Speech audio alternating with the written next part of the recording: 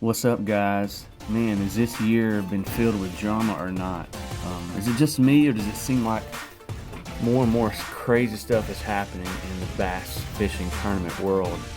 And a lot of people don't pay much attention to it, but it gives a black eye to bass tournament in general, and I love bass fishing. So check out this last video from Gerald Swindle and his thoughts on some stuff.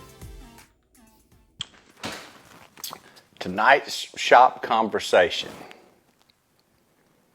Some people don't even want to touch it. I don't know. I'm sitting here working in my tackle today, and I'm thinking about things, and I'm seeing posts, and this is a lot of referring to the Keith Poche incident in the Open at Toledo Bend. I wasn't there. But as a competitor, I always call the tournament directors to ask, am I missing something, or do I not have all the information I need to be doing my job? Am I not doing enough? Is there something that I'm not taking advantage of or capitalizing on an opportunity? So I did a lot of homework, but the first thing I want to bring up is, you see this right here? This is the 2023. This is the Elite Series rules. And folks, it's a bunch of them. Got my boy Brandon Polinick on. There's page after page after page. In the Bassmaster Opens, they have a booklet pretty much just like this. And when I agree to fish bass, I sign this. It means I sign and I agree, and that means that I know it. I've looked at it, I've studied it. It also means that I will abide by it to the best of my ability. So I've notified them that I'm aware of the rules in here. Now, do all our guys read the rules from front to back? No. Have I ever read them from front to back? No. Have I studied them a lot in individual order, looking at them things, just to make sure, because no competitor wants to leave anything on the line. You know, you want to do what you can, but I try not to get in the gray area. And I'm going to start this because I know already somebody's already, you just against. No. I'm not personally against anybody. I'm against everybody who breaks the rules. That's me. That's my stance. Or do you think I have never done something? You think I've never pushed a no-wake zone? Or you think I've never ran one accidentally? I have. You think I've never had too many fish in the boat? Had to turn myself in. So I'm aware that we've all made mistakes. But in our organization, when you go through these rules, it talks about this. Bet you guys didn't know this. If another angler sees an angler doing a rules violation, it is his responsibility to notify Chris Bowes, Lisa Townledge, Hank Weldon, or per the rules, I'm held accountable. It's called policing your own. So it makes me mad when someone puts me in a position to have to say something. And I've done it before.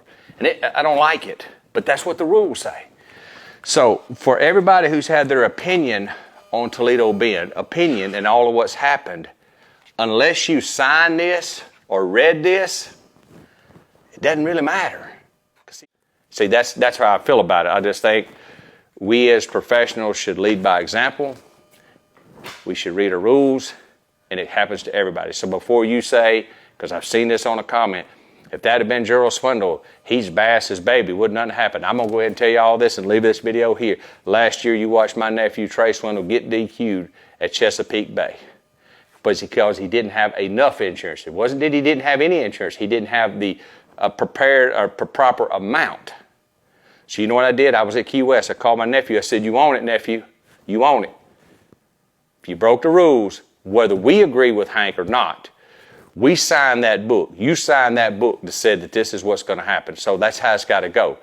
And I know y'all are saying, well, they would have never done that to you. Well, go back in time. I'm the only angler that's ever been DQ'd from the Classic from running by somebody, and you can't find it in that book nowhere. Nowhere. But if the tournament organization thought it was too dangerous, they got me for it. So you think back on that before you start typing and saying, hang on now, G got DQ'd for running by somebody who motioned him on and got DQ'd, and I was in this place going in the last day because they deemed it too dangerous. So when I see somebody jumping a road or making highlight reels jumping stuff to enter backwaters, do you think it doesn't bother me a little bit? How is that fair to me? How is it fair to the other guys? So hope this sheds some light.